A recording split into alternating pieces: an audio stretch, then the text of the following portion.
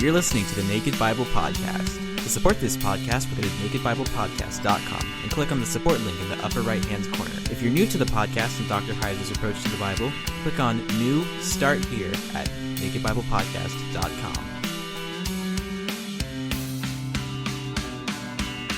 Welcome to the Naked Bible Podcast, episode 81, Leviticus 21 and 22. I'm your layman, Trey Strickland, and he's the scholar, Dr. Michael Heiser. Hey, Mike, how you doing this week? Very good. Very good.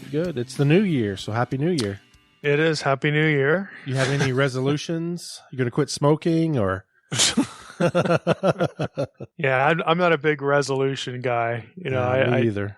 I don't do anything that, of any real interest that I have to quit. Yeah, I can't say I'm going to quit reading, or something like that. I'd probably have to quit my coffee consumption, but that's not going to happen. So if I could take the caffeine and inject it straight in somehow, I probably would. That's my only. So you should be living in the Pacific Northwest then, because that's all they do here is drink coffee. Yeah, that's true. I mean, I don't drink coffee, so I guess I'm missing something. But my wife's really into it. You drink tea though, correct? Yeah. So you get your caffeine through tea, so it's. Yeah, but the coffee drinkers say it's not the same, so I'll take their word for it. True. I'll have to agree with them.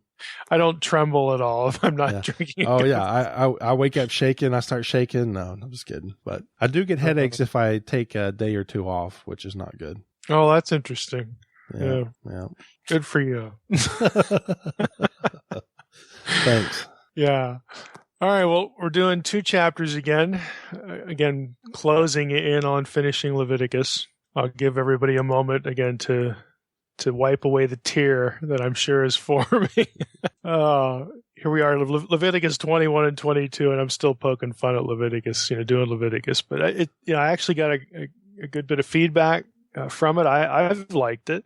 People seem to like it, so, hey, why not? Here we are. And I hope today, again, we learned something. We're going to take 2 chapters, 21 and 22. And there's actually going to be one thing I sort of park on for the most part. I mean, we'll hit more than one thing, but believe it or not, we're going to get into the tattoo question.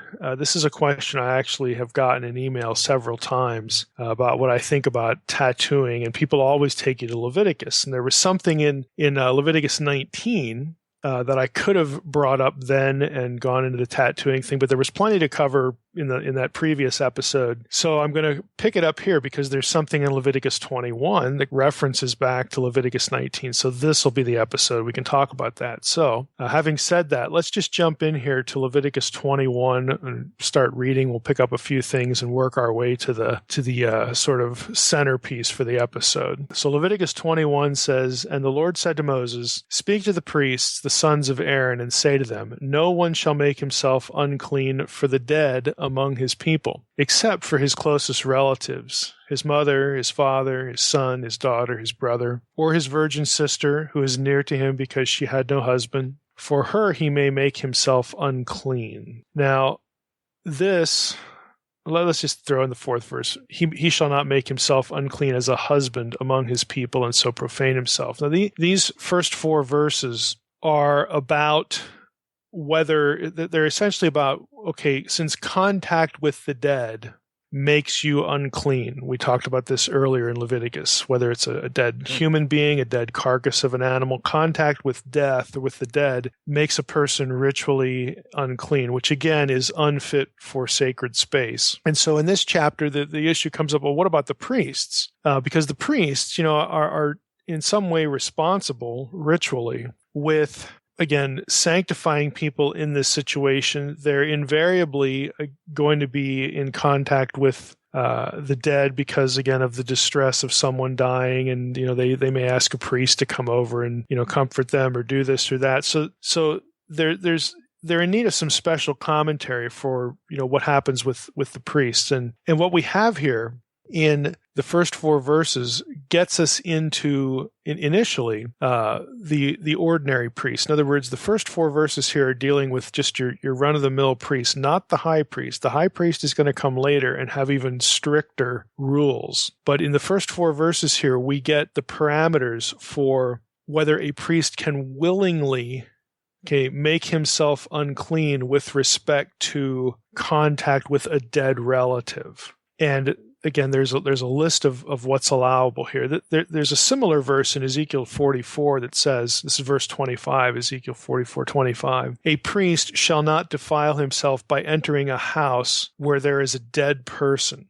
Again, because you're a priest, you have, your job is to occupy sacred space and do things. So, you shouldn't just go into this situation where you could be defiled, okay? But the exception occurs again in Ezekiel 44. The rest of the verse says, he shall defile himself only for the sake of father or mother, son or daughter, brother or unmarried sister. So it mimics the situation here that we just read in Leviticus 21. So if we go back to that, in the very first verse, no one shall make himself, again, speak to the priests, no one shall make himself unclean for the dead among his people. Okay, the word Hebrew for people is which again can be an entire people group, an entire nation, or more limited group. And here in this context, it's obviously a reference to somebody's near kin. And so the principle laid down is generally priests should not go into homes where there's a dead person.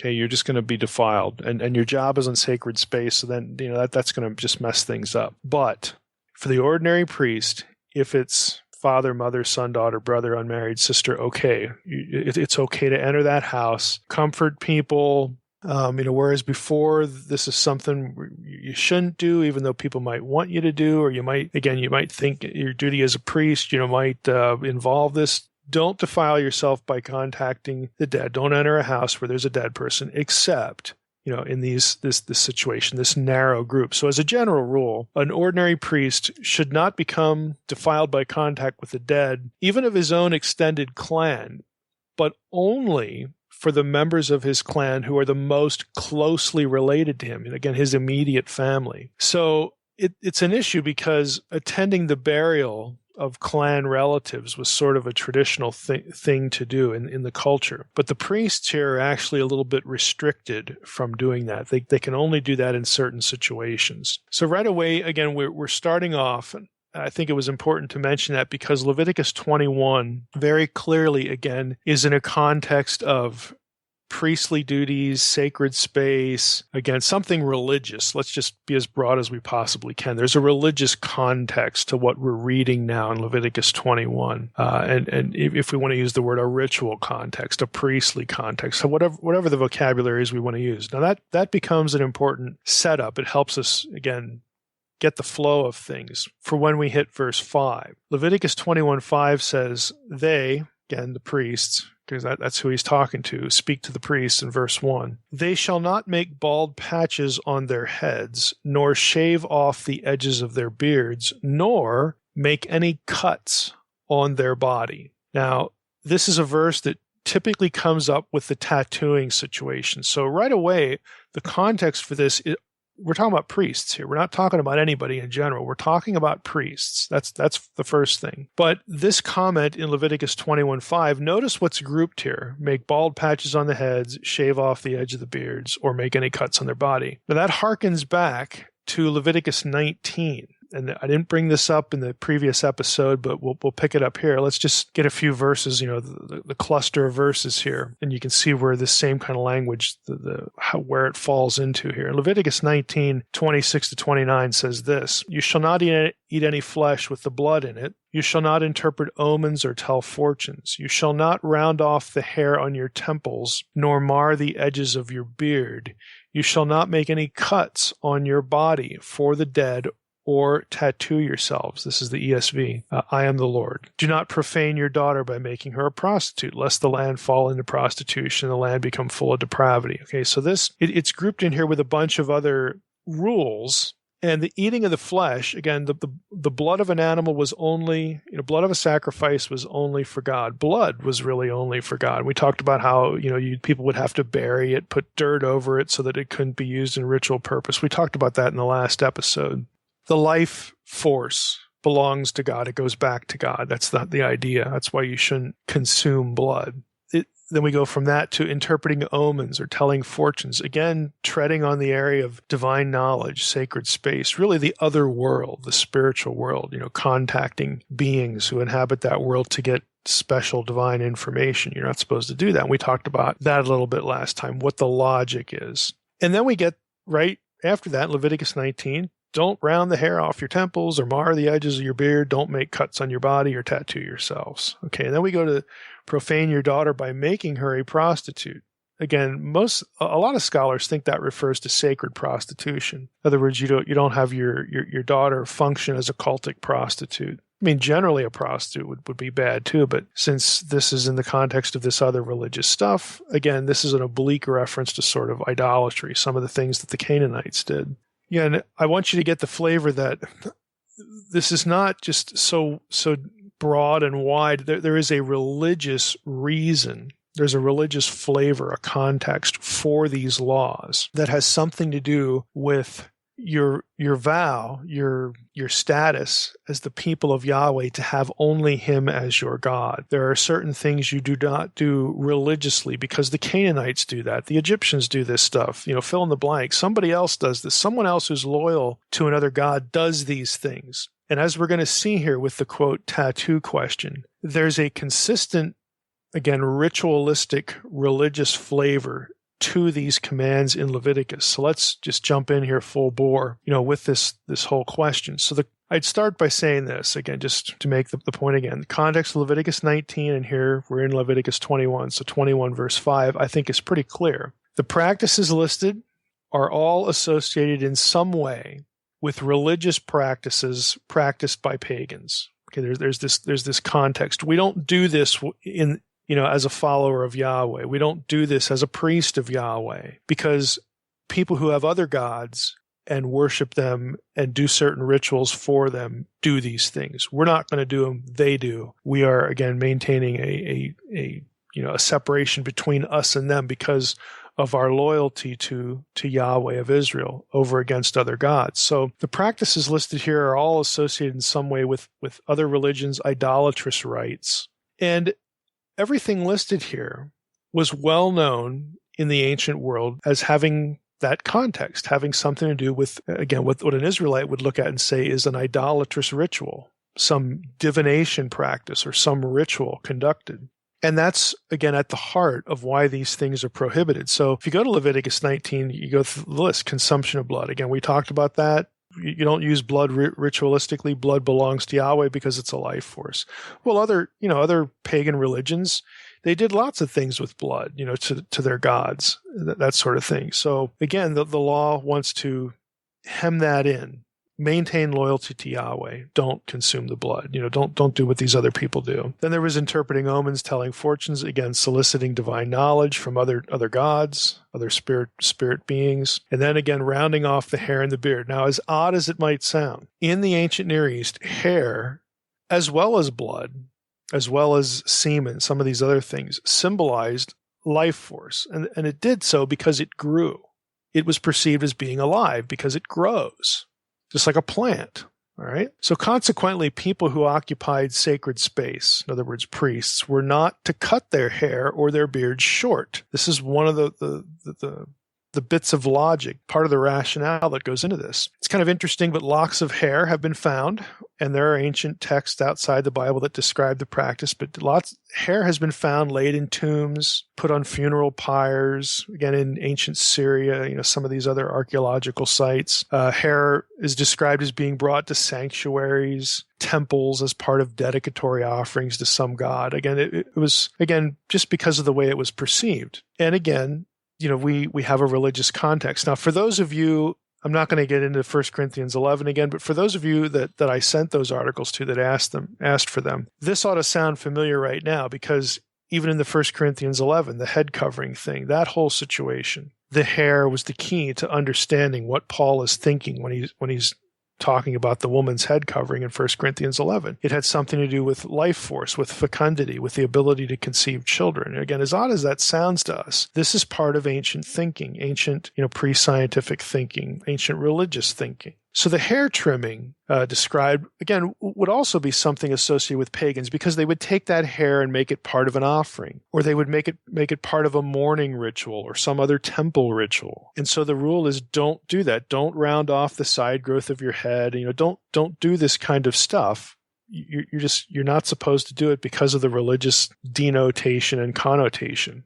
The fourth item, don't cut. Don't make cuts in your flesh, or, cutting marks on your body for the dead. Okay, did we catch that? Now, back in Leviticus 19, let's just go there. It adds that detail. It says in verse 28, "You shall not make any cuts on your body for the dead, or tattoo yourselves. I am the Lord." Now, Leviticus 21:5, it's more abbreviated. Don't make bald patches on their heads. The priests shouldn't shave the edges of their beards, and they shouldn't make any cuts on their body. They shall be holy to their God, verse 6, and not profane the name of their God. For they offer the Lord's food offerings, the bread of their God, therefore they shall be holy. Again, they shall be, restricted. It's about maintaining fidelity to Yahweh. But let's just go back to this cutting the marks, cutting or marking yourself on the body for the dead. Now, sure, you can look at that and sort of ignore the context for the dead or whatever, because right away that tells us that takes us into mourning rituals, which is an inherently religious thing. And again, the belief that the ancestors lived on, that we think this way too. We believe in an afterlife. The ancient persons certainly did, whether they were pagan or Israelite. So you would take offerings, to tombs. You would take offerings, to where your dead loved ones were. And we do this thing too. We leave flowers. We leave little tokens. And again, it's to maintain, some sort of quote unquote, contact, maintain the relationship, so to speak, with the dead. Well, the ancients did this too, but again, they actually thought that what they left there was actually going to be used, food offerings, drink offerings in some way. And so this whole idea of an ancestor cult or a cult of the dead, scholars will use that kind of terminology, and it sounds like a zombie movie or something, but it's a little less dramatic than that. But you assume that your ancestor would benefit in some way, that you were contributing to their existence on the other side. And so any kind of mourning ritual, any kind of dedicatory offering or mourning offering, you're mourning your dead, that kind of thing, was an inherently religious thing that involved what you believed about who's in charge of the underworld, what God you're worshiping, what you believe about your relationship to spirit beings. And for the Israelite, look, there's only one conduit for this. It's Yahweh of Israel. And if you want information, you go to the high priest who does the Urim and the Thummim thing, or the ephod. Or you talk to a prophet. Contact with the other side was very circumscribed and funneled through Yahweh himself, or agents that Yahweh had designated as being permissible agents, using permissible means to communicate with him, or to discern or divine the will of God, casting lots, that sort of thing. So all of these things, again, are inherently religious. And if Yahweh's telling you not to do it and you're doing it, it's inherently idolatrous. So that's really how we need to be thinking about this. So how do we know, though, that cutting the hair or cutting, your flesh, do we know for sure, again, that this was part of idolatry? Well, the answer is yeah, we do. The Bible tells us that it was associated. These things were associated with, again, mourning rituals, which are inherently religious. Jeremiah 16:6 says, both great and small shall die in this land. They shall not be buried. No one shall lament for them, or cut himself, or make himself bald for them. There you have both the things. Bald spots on the head, cutting your flesh. These were mourning rituals.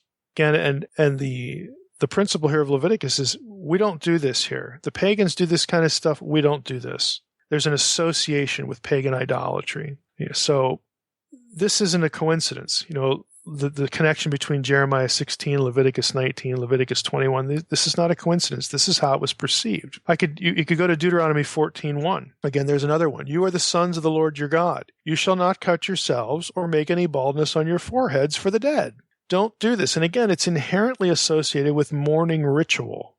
Don't do this. So as mourning practices, again, inherently religious practices, pagan religious practices, that's how we need to be reading this text. We shouldn't be thinking of modern tattooing, getting a little flower on my hand or something like that. Again, there's an immediate context. So we have to judge what's being done by hey, maybe somebody who walks into a tattoo parlor is doing the, I want a picture of Satan. I want a picture of this deity, or I'm doing this, for some religious ritual. Who knows? That certainly can happen, but that's not inherent to the situation as we know it today. Back in the Israelite time, there was no ambiguity there. This is why you did these things. Probably the classic passage is 1 Kings 18 on this, the prophets of Baal and Elijah confronting the prophets of Baal. And, again, we know the story, about how they're trying to, the God who sends fire and all this kind of stuff, he's God. We know the story. I'm not going to read the whole story, but there's part of it in 1 Kings 18:28 where we read that the prophets of Baal cried aloud and cut themselves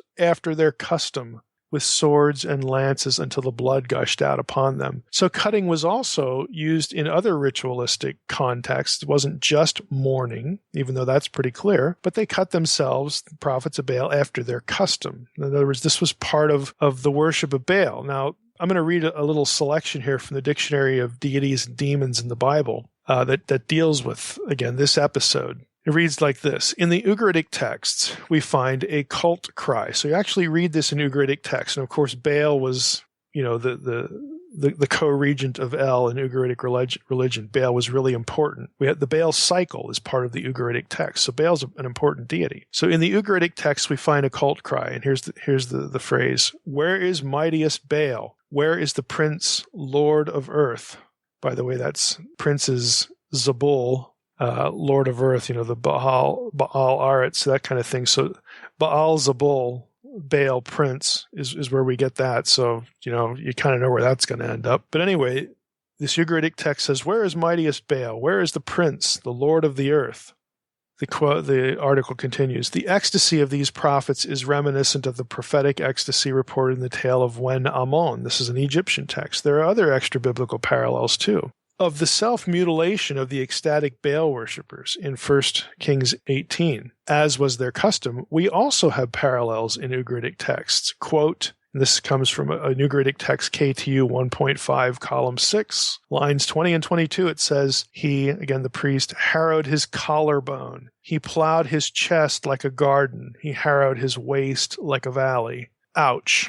Okay. So they're serious. I mean, they're cutting themselves in ecstatic worship of Baal. This was part of Baal religion, and that's what we have alluded to back in 1 Kings 18. So the cutting of the flesh. Again, it's the same terminology that we read back in Leviticus. So are we really talking about tattooing here? Or are we talking about some religious ritual? Well, I think it's pretty obvious we're talking about the latter. So like I said, yeah, you can pull these texts out of Leviticus and say, oh, well, this is a condemnation of, again, the tattoo artist or something like that. But to do that is really to rip it out of its context. There's a couple things I can provide for listeners here. There's some of what I just read actually appears in an article by a guy named J.J.M. Roberts called A New Parallel to 1 Kings 18, 28, and 29. Again, it's about prophets bathing themselves in their own blood and all this kind of stuff in parallel to 1 Kings 18. I can have Trey put that up on the website. People are interested in that kind of material. They can read it. Again, I want you to know that this is the context for it. Go back into the primary text. This is what you find. So I would, where is this going? I would say it this way. Unless you want to argue that, again, we don't really need to pay attention to context, which I think for this audience is probably approximates blasphemy, because again, I'm big on interpreting the Bible in light of its own context. So unless you're not willing to do that, if you just want to throw context out, well, yeah, then take these verses in Leviticus and make them about tattoo parlors. But it's really going to miss the point. What they're really about is loyalty to Yahweh. What they're really about is fidelity here with respect to the priests. We do the rituals Yahweh says we can do, and the ones he says not to do, we don't do. We are creating distinction between us, the way Yahweh is worshipped, the meaning that we attach to things like blood and hair and here and all this kind of. I mean, we are circumscribing how we view these things, how we view the world, how we view ourselves, how we view the other side, how we view spiritual beings, how we view the other gods against Yahweh. How we view all these things dictates to us what we do and what we don't do in a ritual context, so that by obeying these things, we make it very clear that we're different, that we're aligning ourselves with not only a different God, but only one God, and that is Yahweh of Israel, and we live by his laws. We're thinking about the world that he made the way he wants us to think about it, and we're thinking about our relationship to him and other spiritual powers in a very specific way. He is the lone access, the lone conduit for true knowledge about the other side, about what goes on in the spirit world. We're avoiding doing anything that would solicit contact with other deities, or that would allow people to presume that we think other deities are a good source of information, or that they're worthy of any worship, because they're not in both respects. Now, there's another issue here that we need to talk about with cutting. And this one actually even includes writing on your flesh. And that is, the ancient world had another purpose outside of religious it wasn't totally divorced from religion, but it could be. It could be quote unquote secular. The ancient world marking the flesh either by cutting it or by writing on it also had the connotation of slavery. And this gets into parts of Leviticus, when they were written, different parts of the Torah, what was done with slaves and all that sort of thing. So we have, again, situations where, because of the surrounding culture, again, depending on the time of history, where cutting and writing on the flesh was used to mark a slave. I have a quotation here from Milgram from his Leviticus commentary, and he writes this: "The prohibition of tattoos bans the legally accepted practice of marking a perpetual Israelite slave." So there were ways to mark slaves. Remember Exodus 21, the slave would put his ear up against the post and you would drive an awl through it. Well, that put a little hole in the ear, and that was a mark that this person, again, had willingly decided, I want to be, associated with this household forever, that kind of thing. This fact alone should indicate that the Holiness Code abolishes the statute of perpetual slavery entirely, since, again, the Holiness Code maintains perpetual slavery for a resident alien or foreigner. We can presume that it also permitted such slaves to be tattooed, again, in certain contexts, just like the driving through the awl. So this is an instance. The point is this is an instance where marking a person, in this case by driving the awl through their ear, was something you did to a servant, in this case a servant who wanted to join the household more permanently. Okay, that we get that was okay. But sometimes there are laws in Leviticus that forbid doing this kind of thing, such as cutting the flesh, tattooing, that kind of thing. And his point is, in the passage in Exodus 21 is when you get this law about the perpetual slave. And in Deuteronomy 15 and some other passages, it changes. So the idea of marking slaves, marking people in perpetuity as slaves or as servants of the household, that fades out of Israelite life and culture, and it even fades out of the Israelite law as time moves on. So Milgram's point is that the Torah allowed for some of this, and culturally everybody knew what was going on. The person marked was a slave, but eventually, again, that fades out of Israelite culture. Good enough. The Code of Hammurabi mentions the same thing. Slaves were branded in Babylonia. Sometimes their hair was cut, their heads were shaved. I'll just read you a section here from the Anchor Bible Dictionary about Hammurabi's policy here. The Code of Hammurabi, paragraph 282, permitted the master to cut off the ear of a disobedient slave. In Mesopotamia, starting with the end of the 3rd millennium, many slaves were already being marked with marks of the abutum type, Akkadian word there. This was probably a special mark placed on the shaven head by a barber who also functioned as the professional marker of slaves. According to the Code of Hammurabi, paragraph 226, if a barber shaved this particular mark from a slave's head without the knowledge and consent of the owner, the barber's hand could be cut off. So it was a serious thing to not mar or distort or erase marks put on certain people. And again, in the culture, everybody knew that person who was marked, who either had something drawn on them or something branded on them, or again, something with the hair. There were things you did to the body to mark the person as a slave. So again, where does this leave us? You go back to the tattoo issue. To use these verses to condemn tattooing just en toto, completely, you have to assume two logical leaps now. You have to assume that the tattooing is about idolatry. Again, you have to assume that it involves the worship or some ritual of another god. Or you have to assume that the person who's getting the tattoo is a slave, or the person giving a tattoo is marking a slave. Again, the contexts just don't fit. So unless tattoo artists are branding people for slavery or cutting someone or themselves as part of mourning rituals associated with the worship of foreign gods, modern tattooing doesn't mimic, it doesn't fit contextually with what's condemned in Leviticus and other passages. Again, I don't think we need to prayerfully consider why we're getting a haircut. Or again, what we're doing with the hair that is cut, or by analogy here, what, if somebody wants to get a tattoo. I mean, I guess you could ask them. And if you have a person that says, hey, I'm doing this because I serve Satan, or, well, that's something I think that can clearly be condemned if you're a tattoo artist. I mean, I know Christian tattoo artists that they actually do question people. And if there's some religious connotation going on, they won't do it. Again, because they're a little more familiar, they've actually spent a little more time thinking about what the context for the commands are, and they want to stay clear of aiding and abetting someone to worship a false god, a foreign god, a god that is lesser than Yahweh, a being that, is, relatively speaking, when it comes to Yahweh, a flunky, all right? They take care, actually, to be circumspect in their own industry. Again, that's not common a lot, but there are, again, Christians who obviously get tattoos, obviously do tattooing, and it just doesn't work to blanket condemn the practice based on these Leviticus passages. I mean, you can talk about it other ways. You talk about it, is it wise? You can't get it removed. Are you wasting your money? I mean, there are other ways to talk about the wisdom, making it a wisdom issue.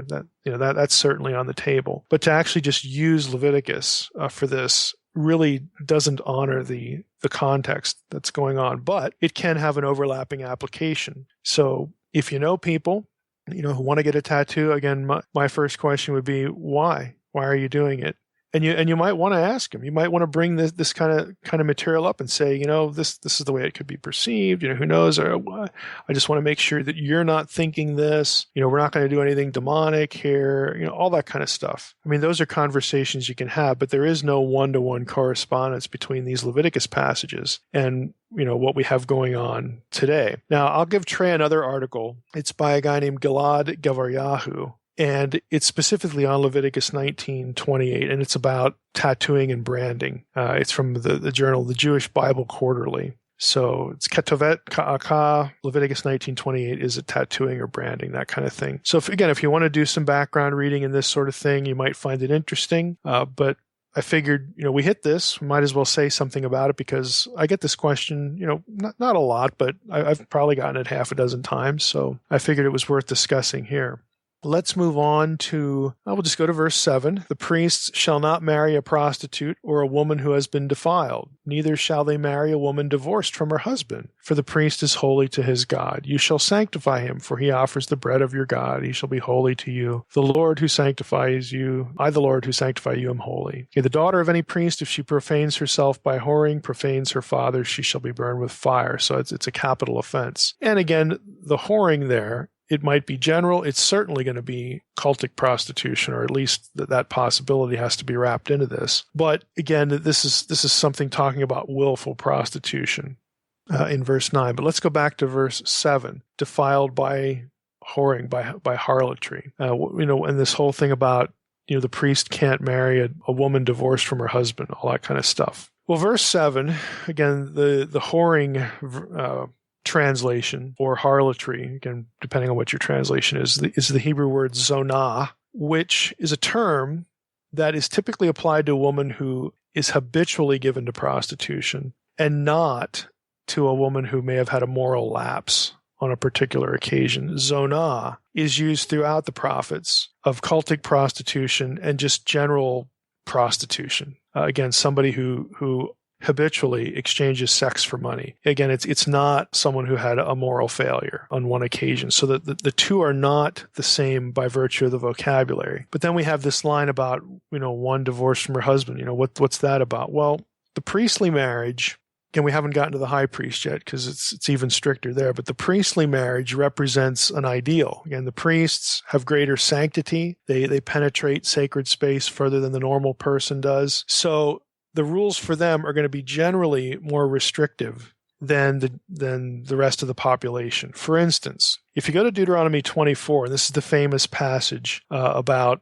the whole what's a cause for divorce. This passage always comes up. It says, when a man takes a wife and marries her, if then she finds no favor in his eyes because he has found some indecency in her. And of course, the debate is, what's an indecency? Does that mean adultery, some sort of sexual infidelity, or like anything he doesn't like? This goes into the Gospels with the Jewish debate on when is it lawful to divorce? And this is what the Pharisees, throw at Jesus, because they want to know what he thinks here. So if the man has found some indecency in her, and writes her a certificate of divorce and puts it in her hand, sends her out of his house, and she departs out of his house, if she goes and becomes another man's wife, and then the latter man hates her and writes her, a certificate of divorcement, then the first man, wrapping up here, isn't allowed to take the woman back. Well, did you notice in verse 2 that there's no condemnation for just generally Joe Israelite to marry this woman? The second man can marry this woman.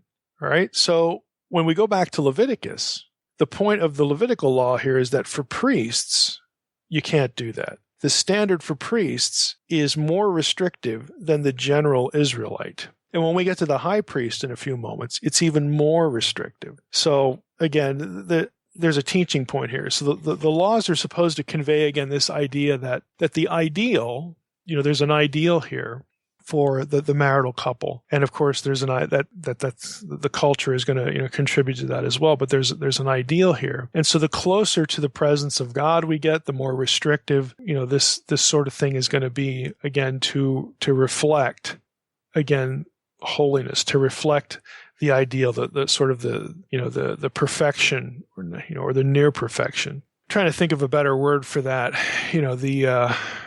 Sort of getting back to the original marital couple. They were innocent, they were pure, that kind of thing, that kind of thinking. So the idea is that we make things more restrictive for the people who are closer to the presence of God in terms of the sacred space they're allowed to occupy. And so when we get to the high priest, I'll just read it here. He has the high priest begins in verse 10, the priest who is chief among his brothers. Again, an expression referring to the high priest. He is not allowed to go into any dead bodies, even for his father or his mother. That's verse 11. So there's a restriction there greater than the normal priest. Verse 12, he shall not go out of the sanctuary, lest he profane the sanctuary of his God, for the consecration of the anointing oil of his God is on him. I am the Lord. And he shall take a wife in her virginity, a widow or a divorced woman or a woman who has been defiled or a prostitute. These he shall not marry, but he shall take as his wife a virgin of his own people. And so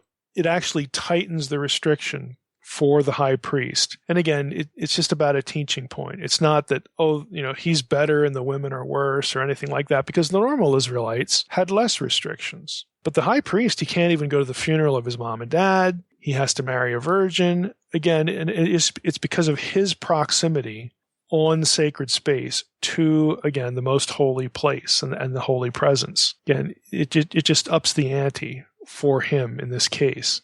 It's the same kind of logic that when you go beyond these rules for the high priest and you get to Leviticus 21, 16 through 24, that's the end of the chapter. This is the part in Leviticus where we have a list of people who are excluded from sacred space.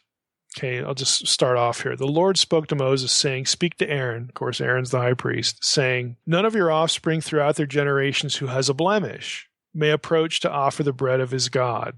Again, it's a reference to where, the bread is kept in the holy place and all that. For no one who has a blemish shall draw near, a man blind or lame, or one who has a mutilated face, or a limb too long, or a man who has an injured foot, or an injured hand, or a hunchback, or a dwarf, or a man with a defect in his sight, has something wrong with his eye, or an itching disease, or scabs, or crushed testicles. No man of the offspring of Aaron the priest who has a blemish, any blemish, shall come near to offer the Lord's food offerings, since he has a blemish. He shall not come near to offer the bread of his God. He may eat the bread of his God, both of the most holy and the holy things, but he shall not go through the veil or approach the altar, because he has a blemish, that he may not profane my sanctuaries. For I am the Lord who sanctifies him. So Moses spoke to Aaron and to his sons and to all the people of Israel. And that's the end of Leviticus 21. Again, what's the point?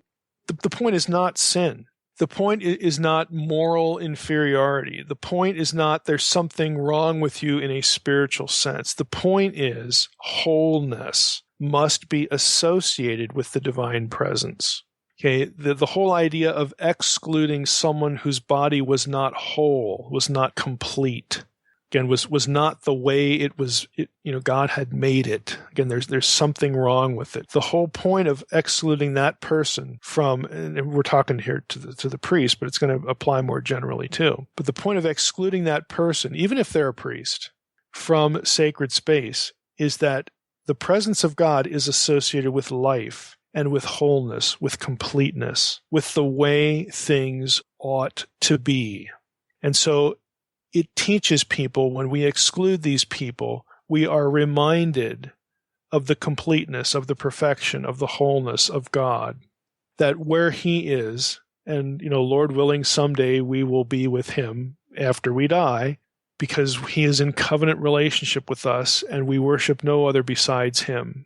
Okay, we believe that he is who he is and that what he has said, that he loves us, that he will redeem us, through these things that he's asking us to do. When we are with him, then we will be whole. We will lose these blemishes because in his presence, these things don't exist. They're not tolerated. Where he is, there is perfection and completeness and wholeness, and life is what it should always have been and what he intended it to be. Again, these are theological teaching points. Now, the priest who was excluded from conducting any of these offerings because of some personal blemish, bodily blemish, he was still allowed to eat. He still got a portion of the sacrifices. A physically defective priest was only kept out or kept away from officiating, from conducting, the rituals. He wasn't denied the sustenance due to him as a priest. Again, the intent was only to prevent his presence in the holy area, sacred space. The intent was not to deprive him of what he needed to live. That is not part of the law at all. So the priest is still allowed to participate in terms of what is due to him from his portion of the sacrifices and whatnot.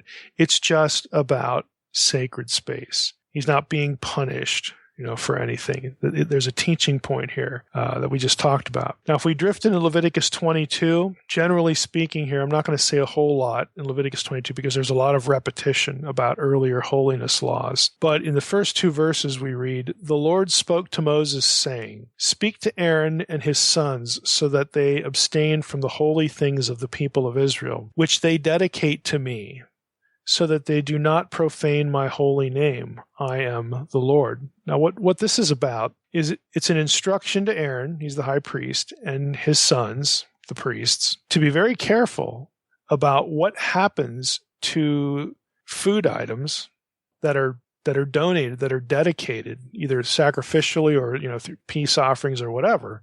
They have to be scrupulous about taking any of that for themselves, because if they're given to God, they're God's. So this is just a sort of, it's not the first time that they've been warned, but again, there's a little bit of repetition here. But this is about sacred donations, sacred offerings that the priests, Aaron and his sons, have to be careful that they don't steal from God. Is the point. When we get down to verses 10 through 14, let's just read them. We read this: "A lay person," now this is a non-priest, "a lay person shall not eat of a holy thing." Okay, he's not supposed to have any of it either. "No foreign guest of the priest or hired worker shall eat of a holy thing." In other words, if it's dedicated to God, you don't eat it. "But if a priest buys a slave as his property for money, the slave may eat of it," again, because he's sort of attached to the priest's household. Okay, again, whatever the priest gets, again, whatever the priestly portion is, those in his household may eat. But if there's a portion that's been given exclusively over to God, that you don't eat. Again, the rules here again are just who is part of the priest's family, who can eat part of the priest's portions, and even the priests themselves. Look, you don't eat what's God's. What is given to you, only you and those in your immediate family may eat, because again, we want to distinguish you from the non-priest, and we also want to distinguish God from all of you. Again, it's about this distinction, this quote-unquote holiness, which is, again, there are things that are set aside, set apart for God, and that means they are off limits to others, to anybody else. Now, if somebody makes a mistake, Verse 14, if anyone eats of a holy thing unintentionally, he shall add the fifth of its value to it and give the holy thing to the priest. So, if something that was designated for the priest is somebody who shouldn't eat that, eats it, well, they have to restore it and add 1/5 to it. So they're penalized for it. So again, we've seen some of these laws before about not stealing from God, making sure, again, you do these rules to reinforce. And this is the whole logic of Leviticus here. We're doing these things to enforce the idea that God is different from us. He is different than we are. He is superior to us. He is completely holy. We're just trying to be holy, not so that he'll love us. He already loves us. He's already chosen to be in covenant with us. We're the descendants of Abraham. Okay, we're doing this to honor him, to show that we do believe that he is the God of gods, to show that we do believe that he has entered into a covenant relationship with us, to show that we do believe that he supernaturally enabled Abraham and Sarah to have a kid, and we're the result. Okay, we do believe these things, and we align ourselves with the God of Israel. So we are doing these things to distinguish him from us. And really, you've got God, you've got the priesthood, and within the priesthood, you got the high priest distinguished from the other priest. Then you have the laity, you have the community. There are things that tie them together. We talked in the last episode about the blue thread running through everybody's garment. Again, it was supposed to remind them of something. Okay, there are ways that the community, participates in the system. There are ways that the community is kept apart from the system. So again, without repeating earlier content, this is the logic of Leviticus. It's not about, oh, this group of people is better than this other group of people. This group of people sins less than this other group of people. That is to misunderstand the whole logic of it. The logic is to elevate the Holy One and set him apart from all others. They have to be, everybody else except for him has to be made fit for sacred space. He, by definition, is fit for sacred space. Where he is sacred space from the get-go. Everybody else has to be prepared for it, lest they contaminate it. And so these laws of exclusion and inclusion just reinforce the idea. I wanted to make one comment before we're done here. Again, because a lot of Leviticus 22 is repetitive to places we've been before. And we'll find that's going to be the case with later episodes too as we finish up the book. But in verse... let's see here. Let's just go to verse 26. The Lord spoke to Moses, saying, when an ox or a sheep or a goat is born, it shall remain 7 days with its mother, and from the 8th day on it shall be acceptable as a food offering to the Lord. But you shall not kill an ox or a sheep and her young in 1 day or in the same day. And when you sacrifice a sacrifice of thanksgiving to the Lord, you shall sacrifice it so that you may be accepted.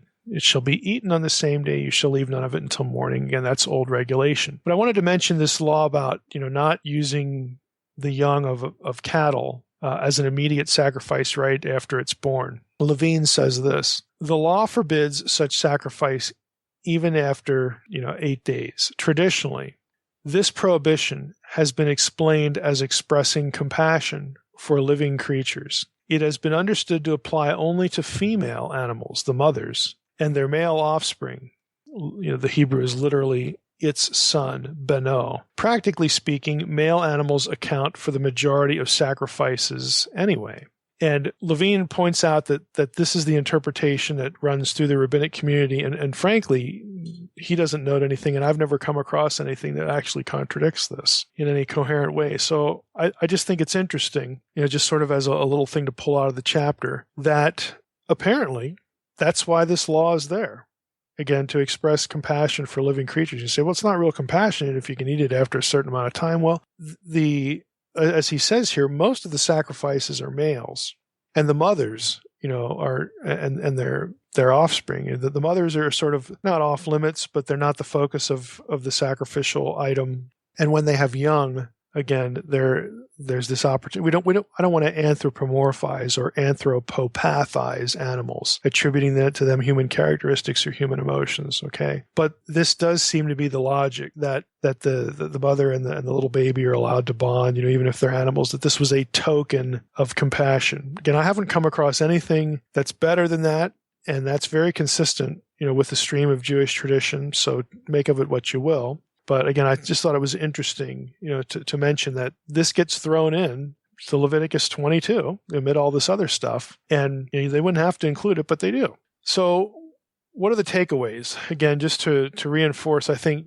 if we look at these two chapters, we get essentially, two major thoughts by way of, how to think about the chapters for ourselves that we could draw some application out of it. I think one of the big ones is holiness refers to distinctiveness, not doing things the pagans do in the service of their gods, even down to how the Israelites mourned for their dead. It basically, every area of life, I mean, we're here at Leviticus 22 now. We've covered a lot. We've covered sex. We've covered birth. We've covered injuries. We've covered, childbirth, the whole, process there. Menstruation, just basic what you eat, what you don't eat, where you go, what you do with the carcass, just everything in their lives. There was some point to be made about the distinctiveness, the set-apartness, the holiness of God. Yahweh of Israel is associated with life, with completeness, with perfection, life as it should be, life as it was intended to be upon its creation, the source of life itself.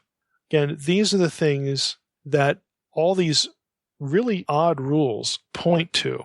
This God, this being, this creator, okay, is really the thing that ultimately we want to live with and be like and share his living space, to be part of that family in as real a way as possible. Again, mentally, and I talked about this a lot in the unseen realm, not specifically with respect to Leviticus, but mentally, to make people long for the presence of God, because that is where life is. That is where wholeness is. That is where completeness is. That is where every ideal we can imagine is. And he has chosen us by virtue of what he did with Abraham and Sarah, raising us up out of nothing, creating us as a people after he disinherited the nations of the world. He has chosen to be in relationship with us.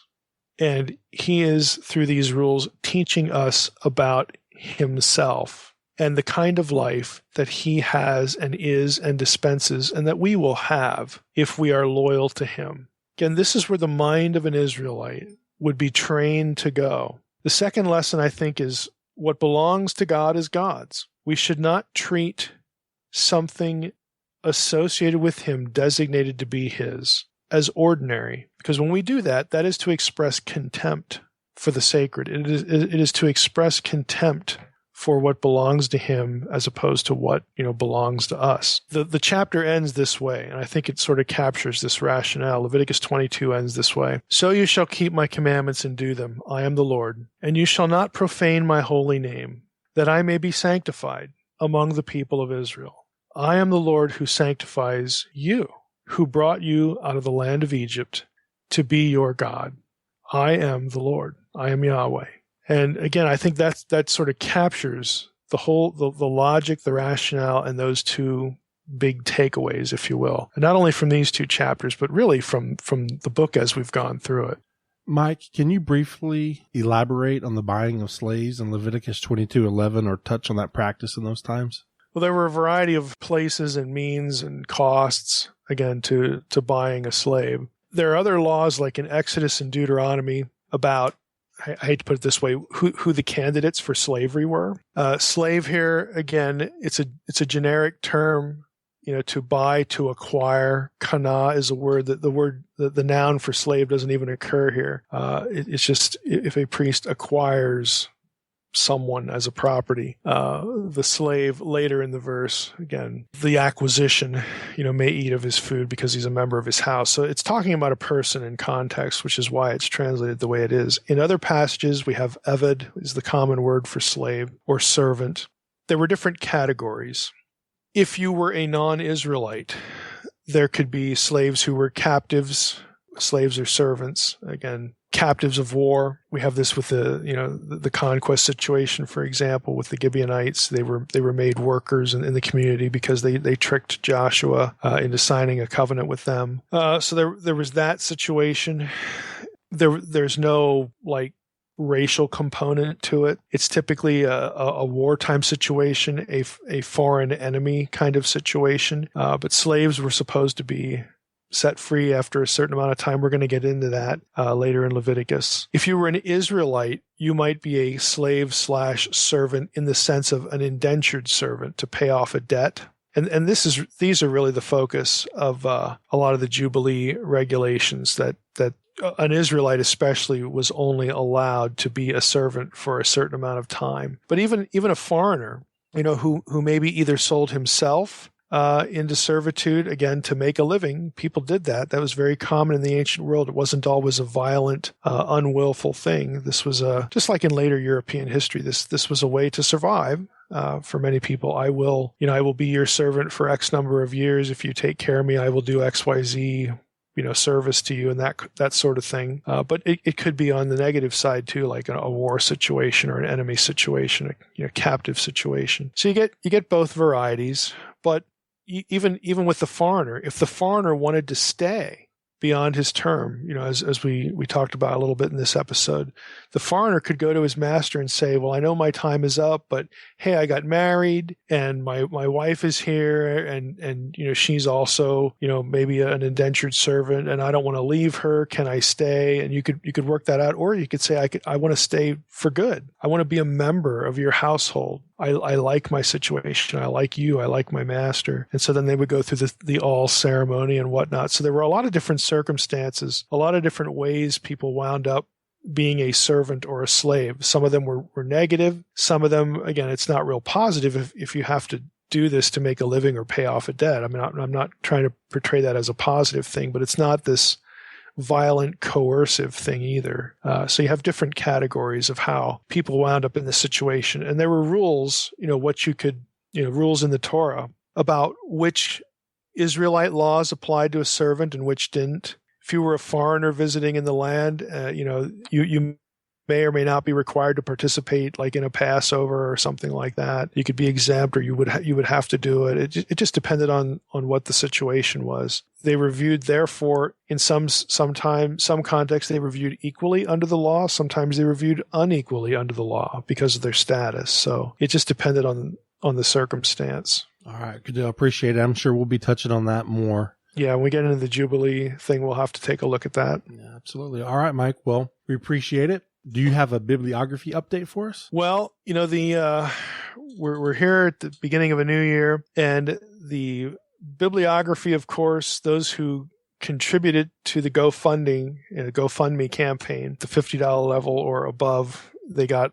basically lifetime access to this thing. So those people have received that information, log in, how to use it, how to access the resources there, how to sort and index things. So that lifetime access opportunity is going to officially, let's just say officially end on the 3rd of January. That's when I'll actually get time to go and take down the GoFundMe campaign to close that out. Maybe in the future there might be opportunity for limited access to it in some way that would open up, later on. We'll give that some thought, but as of right now, the project is basically complete. I mean, it's never going to be complete because I'll always be adding things, adding resources to it and tagging those resources. But I never really thought I'd get to this point when I could look at it and say, holy cow, this thing's like, it's done, even though it's never going to be totally done, it's done for all intents and purposes. It's done. Yeah. And it would not have happened if it wasn't for everybody contributing. That's right. We appreciate absolutely right. that. And thank everybody it's for just doing crazy. That. Yeah, absolutely. Yep. All right, Mike. Well, I also wanted to mention that we're not going to have any transcripts for the conference interviews. Right. Mr. Tudor said there's just too much background noise. Yeah, I'm not surprised by that. And we're going to get better on that. We're going to upgrade our equipment, Mike. So the next time you do that, I'm going to have you set up. So yeah, we'll have to think about how to do it because the conference floors are busy, bustling. There's just thousands of people there. But if you can, let's put some thought into maybe how to cloister some people or arrange interviews that we can get away from a little bit of the ambient noise. Absolutely. All right, Mike. Well, next episode we're going to be doing a Q&A. Yep, that'll be fun. They always are. Absolutely. And then we're pretty close to wrapping up Leviticus, so that's good. With the new year, we'll be starting something new, so we'll be listening to that. Is there anything else, Mike, you'd like to... I can say that the something new will be a topic. It will not be a book. I have a short list of 3 or 4 possibilities that, we'll jump into a topic. I'm just not quite ready to say what that's going to be yet. Sounds good. Well, we appreciate it. And I just want to thank everybody for listening to the Naked Bible Podcast. God bless. Thanks for listening to the Naked Bible Podcast. To support this podcast, visit www.nakedbibleblog.com. To learn more about Dr. Heiser's other websites and blogs, go to www.drmsh.com.